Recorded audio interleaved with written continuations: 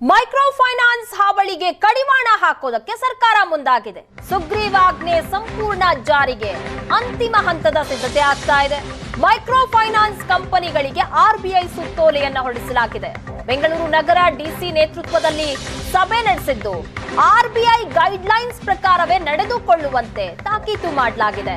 Micro finance ಮುಖ್ಯಸ್ಥರ ಜೊತೆಯಲ್ಲಿ DC Jagadish ಅವರು ಸಭೆ ನಡೆಸಿದ್ರು.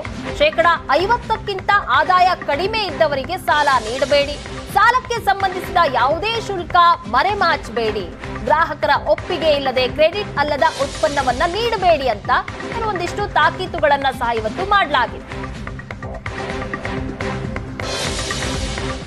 ಮಾನ್ಯ ಮುಖ್ಯಮಂತ್ರಿಗಳ ಸೂಚನೆಯಂತೆ ಮತ್ತೆ ರೆವಿನ್ಯೂ ಮಿನಿಸ್ಟರ್ ಸರ್ ನಮಗೆ ಸಭೆ ನಡೆಸಿ ಜಿಲ್ಲಾಧಿಕಾರಿಗಳ ಸಭೆ ನಡೆಸಿ ಸೂಚನೆಯನ್ನು ಕೊಟ್ಟಿದ್ದಾರೆ.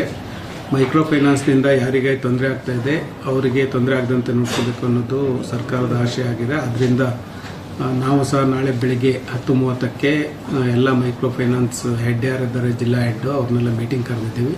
ನಮ್ಮೆಲ್ಲ ಪೊಲೀಸ್ ಅಧಿಕಾರಿಗಳ ಸಭೆಯನ್ನು ಕರೆದಿದ್ದೀವಿ. ಕೋಆಪರೇಷನ್ ಡಿಪಾರ್ಟ್ಮೆಂಟಿನ ಎಲ್ಲ ಅಧಿಕಾರಿಗಳು ಮತ್ತು ಬ್ಯಾಂಕ್ ಅಧಿಕಾರಿಗಳು LDM ಕರೆದಿದ್ದೇನೆ. ಬಹಳ ಮುಖ್ಯವಾಗಿ ಇಲ್ಲಿ ಮೈಕ್ರೋ ಫೈನಾನ್ಸ್ಗಳ ಅಗತ್ಯ ಇದೆ. ಆದರೆ ಅವರು RBI ಗೈಡ್ಲೈನ್ ಏನಿದೆ ಅದರ ಪ್ರಕಾರ ಕೆಲಸ ಮಾಡಬೇಕಾಗಿದೆ. ಅದು ಬಹಳ ಮುಖ್ಯ. ಅದಕ್ಕಾಗಿ ನಾವು ಅವ್ರನ್ನ ನಾಳೆ ಕರೆದು ಸೂಚನೆ ಕೊಡ್ತೀವಿ.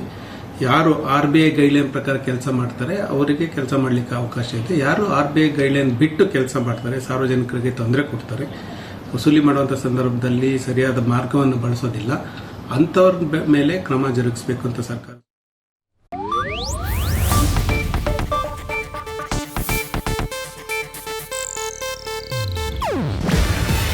ಇದು ಏಷ್ಯಾನೆಟ್ ನ್ಯೂಸ್ ನೆಟ್ವರ್ಕ್ ಪ್ರಸ್ತುತಿ. ನೀವು ನೋಡ್ತಿದ್ದೀರಾ ಏಷ್ಯಾನೆಟ್ ಸುವರ್ಣ ನ್ಯೂಸ್.